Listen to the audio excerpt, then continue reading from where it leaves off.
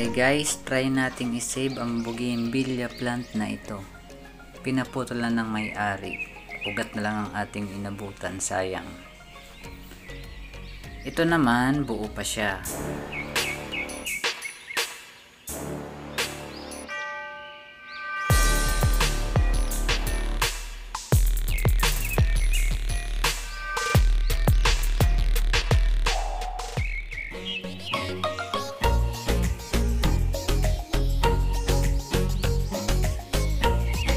Ito naman yung katabi ng hinukay nating ugat kanina.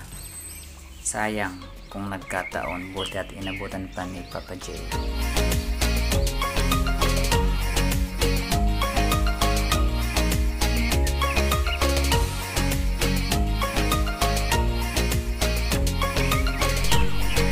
Nilinis muna ni Papa J ang mga mahabang sanga. Ang cut niya dyan ay 2 to 3 inches sa mga branches niya. Preparation sa gagawin niyang obra.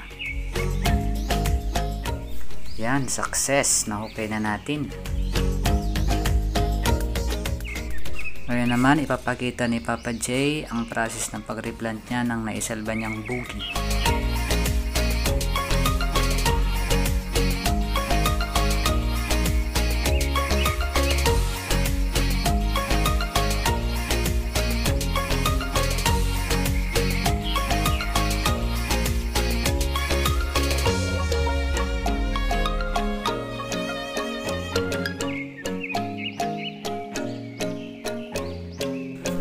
Putulin natin ang mga mahahaba niyang sanga para maging proportion siya sa kanyang trongko o katawan. Yang mga pinutol natin, itatanim ulit natin yan kasi sayang.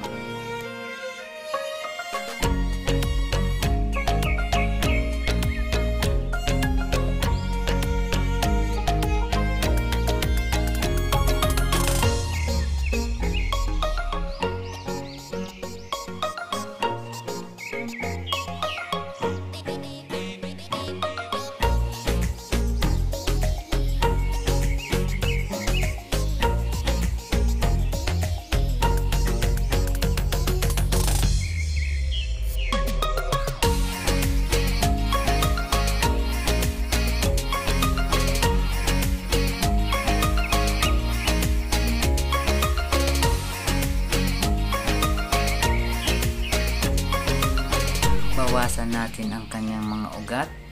Yung mga malalaking ugat, okay lang na putulin yan kasi ang purpose niyan ay mag-anchor lang.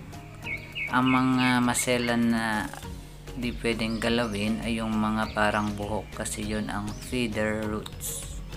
Yun ang nagsusupply ng nutrients sa subject. Basta kung maghukay kayo ng halaman, dapat ma-root ball nyo siya. Yung sa ilalim niya mismo, dapat intact ang mga ugat. Take note guys, dapat malalaki ang drain hole ng inyong mga paso para walang nai-stack na tubig pag nagdidilig kayo sa inyong halaman. Kasi pag may nai-stack na tubig, dyan nabubulok ang mga ugat ng inyong alaga. Eventually, mamamatay ang halaman nyo.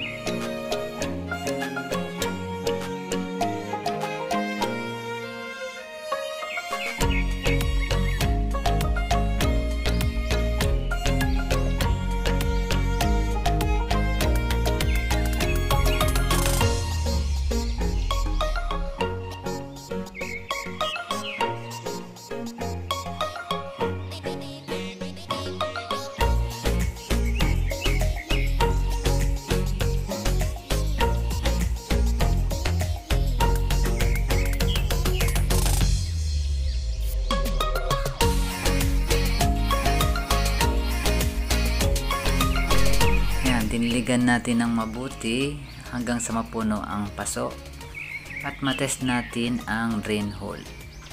Yan, maganda ang pagbaba ng tubig, ibig sabihin maganda yung pagkakagawa natin ng mga drain holes.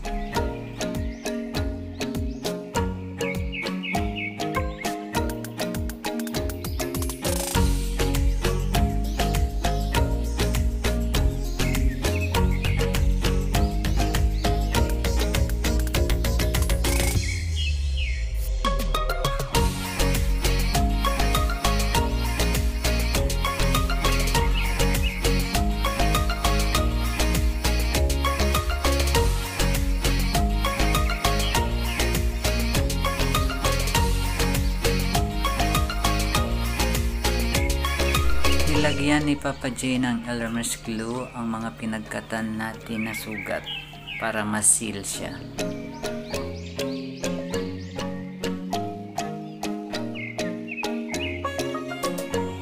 Yan, after a week may mga shoots na agad siya. And after a month, may mga branches na siya.